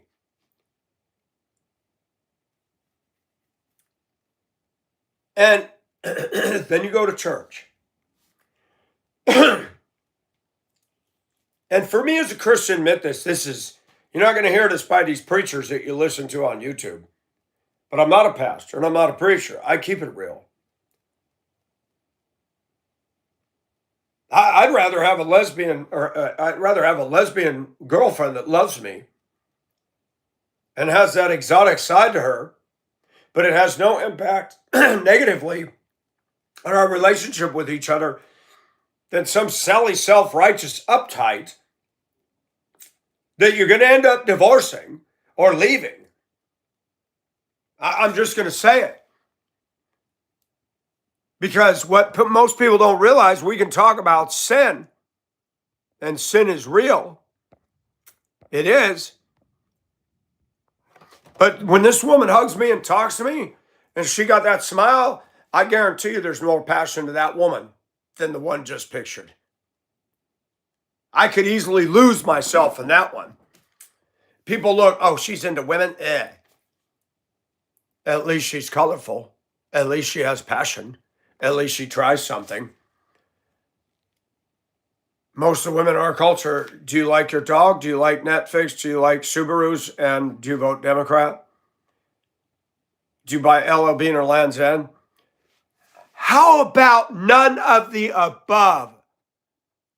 Mike, what's wrong with you? This woman had no bra on. I'm going to be honest. She had huge areolas. They were about that big, dark. You could see them through the white t-shirt, and a nipple thicker than my thumb. And I was like, oh my. I feel my manhood when I look at that. I want to feel that against my chest. I'm so tired of years ago. It's not what you say, it's how you say it. And we always, us men, always have to change. Got to change our clothes, change our hair, change our speech. We've been emasculated. We've had our wiener chopped off, Lorena Bobbitt style, trying to get a date. And I'd rather date that and lose myself and her. So what if she's got a flair for a woman? I don't care. I know for a fact when she looks at me and she's looked at me and I've looked at her, I'm going, it would be explosive. I don't see that with 99% of Caucasian women in this country. I see them go to church and wear the same boring clothes and the same boring way. And I don't see the passion. And we wonder why the churches are shutting down in white culture. They're coming undone. I'm not pastor material, but I'd love to go in these churches and shake them up with a Sunday message. I'd clean the church out the first service.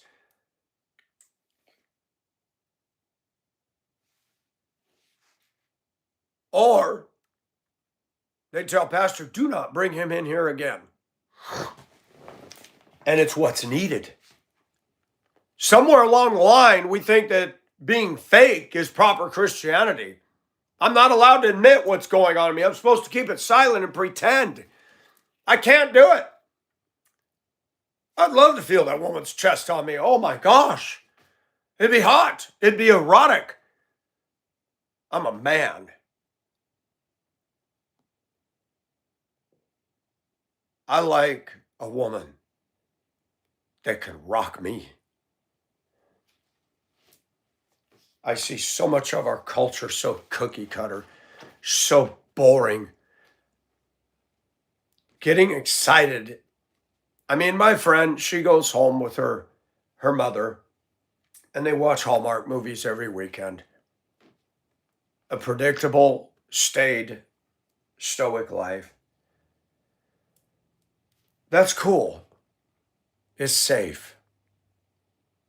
It's anesthetizing, but it's drab. I mean, look at my room. Look at my pictures. I went after this. That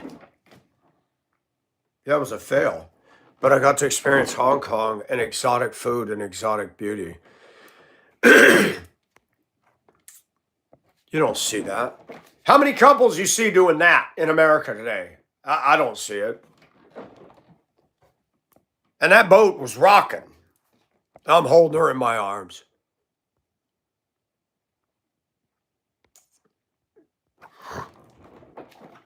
And you wonder why I do these things? Most women in our culture are dead in bed. I listen to women, I ask them questions. I don't really like sex. I can't get turned on. I don't like my breasts licked or kissed. I don't like, wow, there's nothing there. Nothing.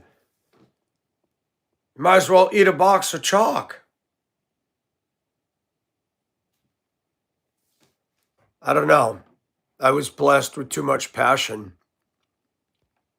Even one of the owners of the company, he said something I thought was a slight. And I said something, and he called me in the break room and he said, I'm sorry that you felt like I was trying to be hurtful. And he said, you see that sun out there? I said, yeah. He said, would you want another sun like that beaming down on you? I said, no. And maybe he did what I call a pivot save, but he said, Mike, I couldn't handle two of you. It's reconfirmed to me every day of the year that I'm different and that I'm really not wanted. So who cares if I dated a woman who was into women and me? Who cares? Who is that affecting? Who cares if I don't marry? Who cares if I fail and fall flat on my face? Most people, nobody. And that's my journey right there. I'm symbolically living through that. I've never experienced that in real life, but I feel like my life is like that. Here comes another bow wave.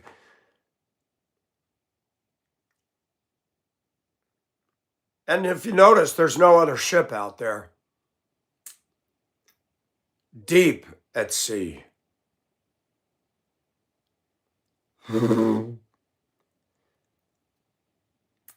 What a fascinating photo that is. I sail this journey alone. If I sink, will anybody miss me? Probably not, is my view. We all have a blast. You know, you hear a song, and, ooh, I got to get that song. And by the end of the week, you're tired of it and you don't listen to it again. But me, oh my gosh, I find myself going to the greats over and over again. Oh, you're so hard to get to. Oh, you don't want to play. You were no better before. I sent a letter before. I sent a dream to you, baby, last night from the end of the world. Women aren't passionate. And yet women see me doing what I'm doing. They love the passion within me. Why is that? All these men that come on here and leave their dumb ASS comments. Have you seen the pretty women complimenting that? Maybe you're all doing something wrong, boys. Pretending you're macho, hiding behind your twunk and your beer can and your gun and talking tough on the internet. Ooh, little smoky disease. Not my problem.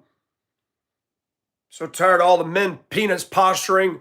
I'm working in my yard with my back turned and somebody gotta, when they get right in front of the house, gotta go, woo, woo, woo. Would you want me to turn around and look at your car? Does that make you get an erection?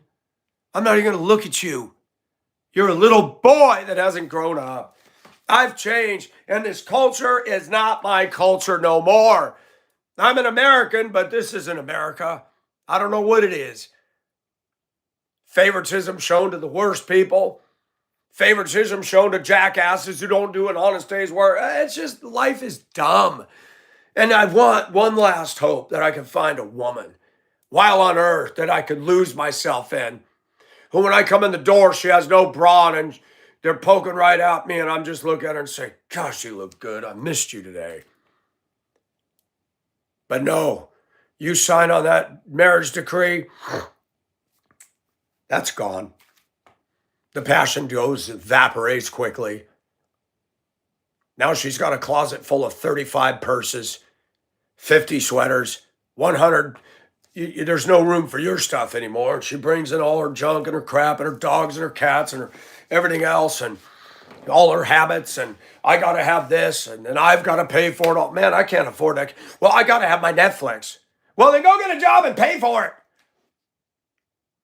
Man, nobody's passionate no more.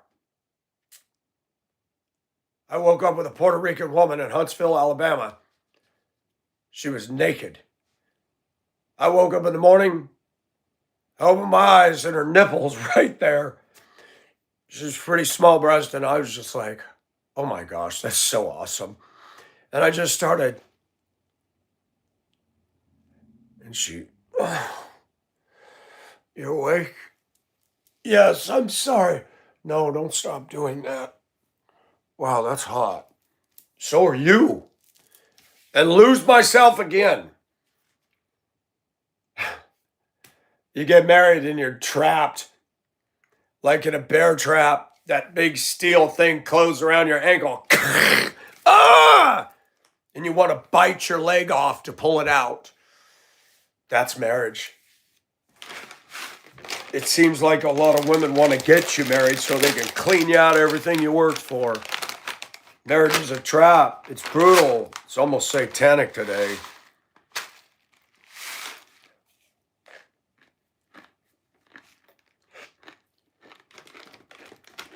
That Puerto Rican lady, slender, petite, body-wise, she was a 10 to me. It's too bad she was into marijuana. Too bad her mother lived with her who was crazy and bipolar. And she wasn't saved. She got angry when I said, I do not believe this earth is millions of years old. She got livid.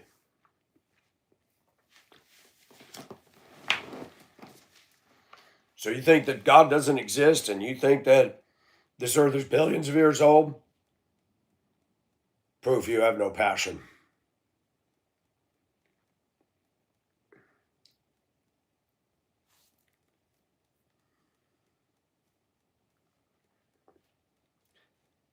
Now, people think they got me dialed in and figured out. They don't. All the clowns that reveal that they're running around in their underwear on the internet with their dumb, unfounded comments have no idea the depth that's within me. Just as the passengers on that ship have no idea what's deep underneath that ship.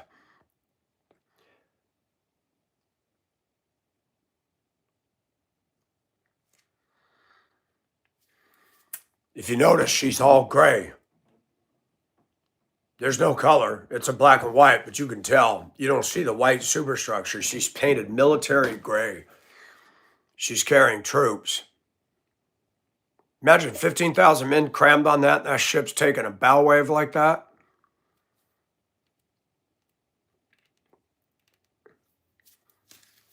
The Wilhelm Gustloff sank up there by Russia somewhere.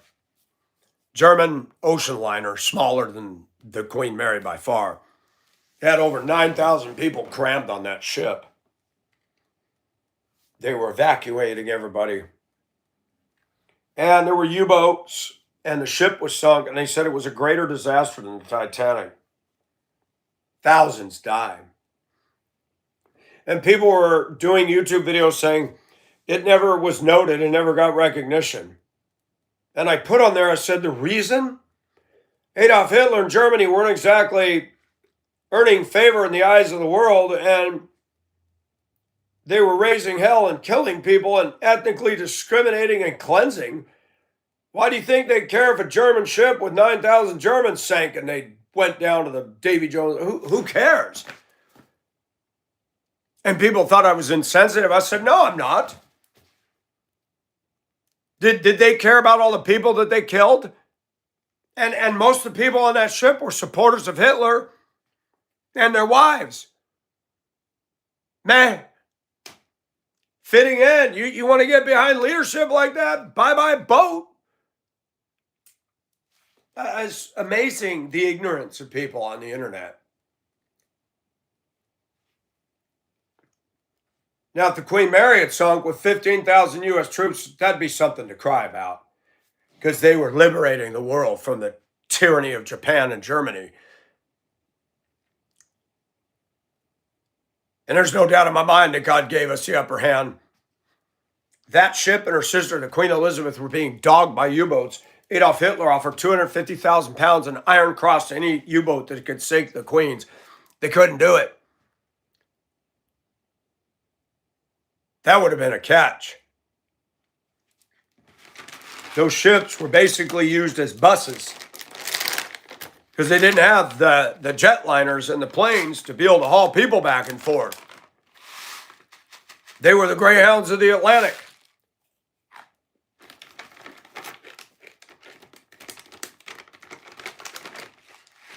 It just seems like there's really nothing left for the world to experience but the return of Christ and the judgment. I don't know what else could really be accomplished anymore. I don't want to run for office. I said yesterday, and I said it out loud at my job. I said, man, I'm so tired. All these layers of responsibilities added on us. I'm at a packing table, and, they want us to do more and more, and I'm working my butt off, and I'm tired. You need to increase the pay.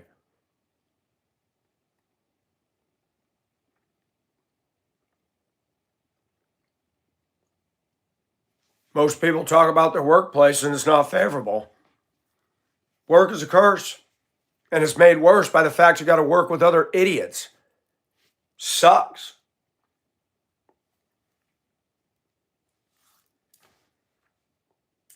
So this is my idea of fun.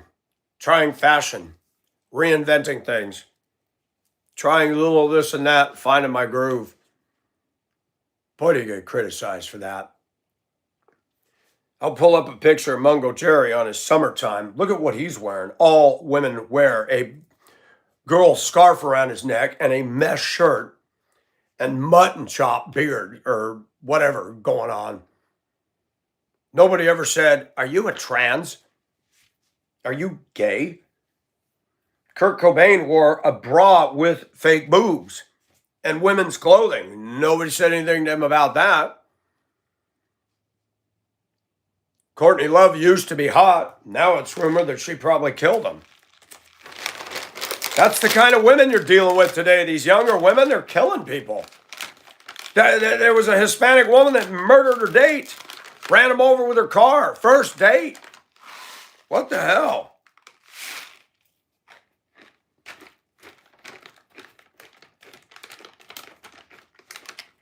What have we got left to look forward to? Most of the society goes and gets drunk, smoke a little pot, make a little love, get down tonight. That ain't passion.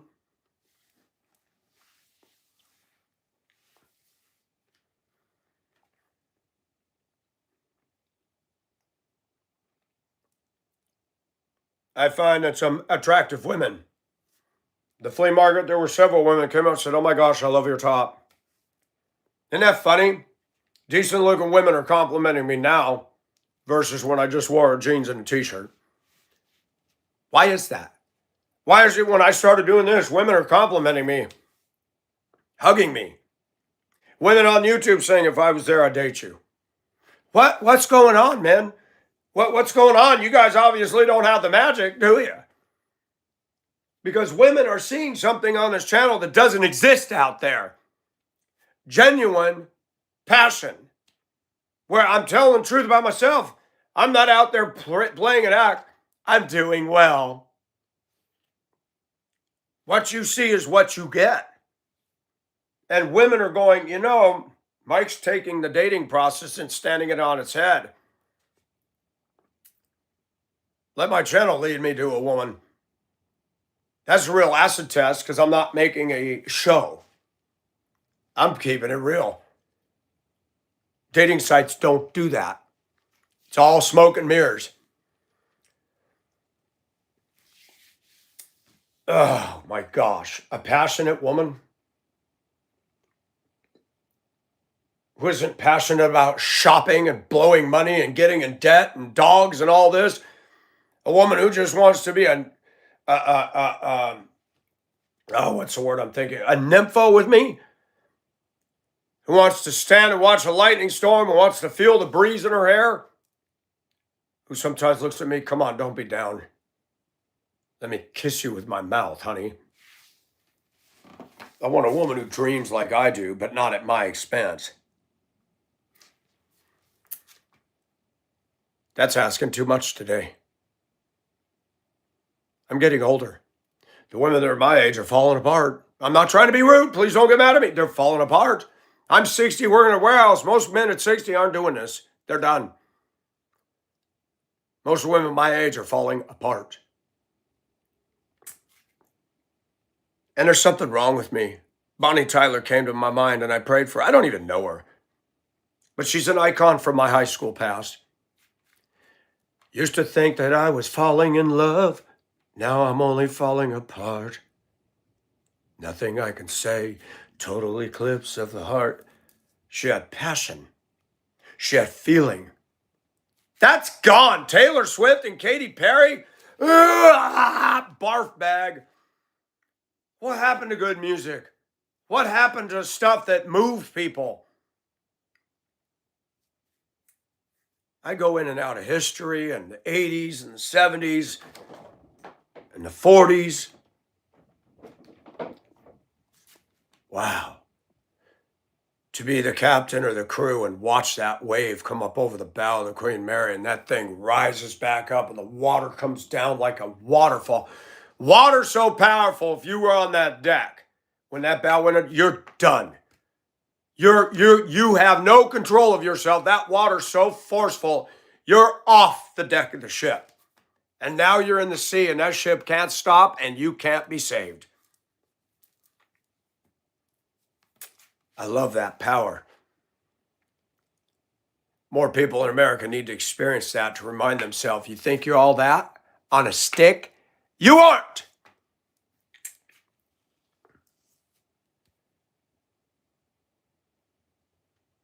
Some idiot got on the channel left a comment, why are you yelling all the time? You know, you like everybody in your neat little box, don't you? You don't like it when a guy has glasses and he's intense more than most people you've ever been around in your life. You don't like a guy who's comfortable with his own skin, shaves, and likes to be sexy. Well, then this channel ain't for you, honey bunches of oats. I'm not trying to attract men. I'm not. Being that humans are the way they are, that's bound to happen. A guy was going back and forth calling me cutie and honey, and I said, well, I appreciate that, but I'm into women. Are you sure? I'm confused. There's nothing to be confused at, dude. Celebrate diversity.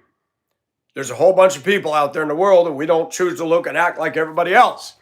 Not everything's linked to the sexual part of it. If you do this, you must be that. How about if I do this, I must be Michael? Everything has to be prescriptive. Everything has to fit in a package.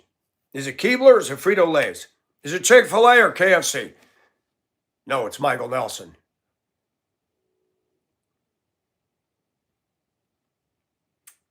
The sky isn't yellow, it's chicken. You got to read that stupid book.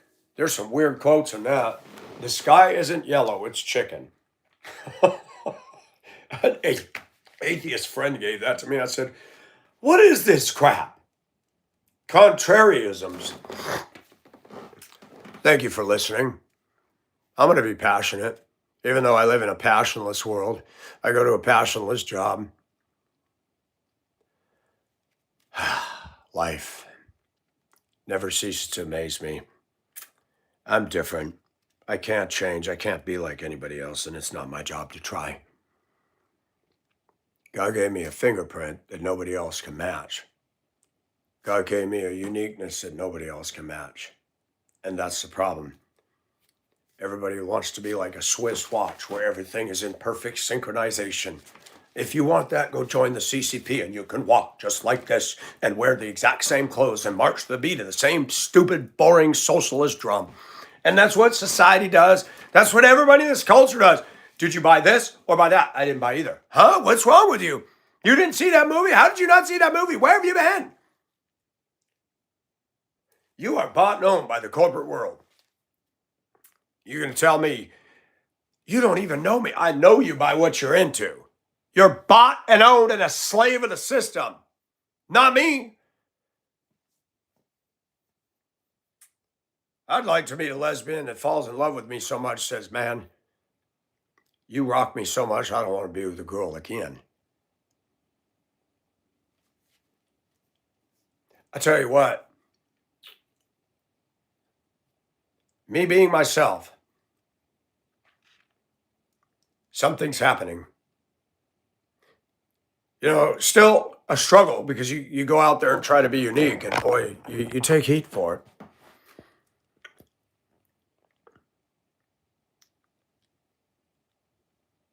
But I wouldn't trade it for nothing. God saved me, and I do not believe when we get to heaven we're going to look like a bunch of boring minions. I don't know what my glorified body's going to look like. I have no idea. But I know we're all going to all look just exactly alike. I don't believe that. Look at the ocean. Go down and scuba dive. God made everything unique for a reason. And he made people unique, but people stop being unique and they start modeling themselves after each other instead of being unique. That's boring. You might as well have just died. You've given up. And I'm not going to be like that. And it may mean a lot of consternation and judging and criticism and alienation, but what else is new? I've experienced that all my life, Nothing. I've already bought that t-shirt 50,000 times. It's fun. But it's time for me to put my work shoes on. Thanks for watching. Be safe and have a good day.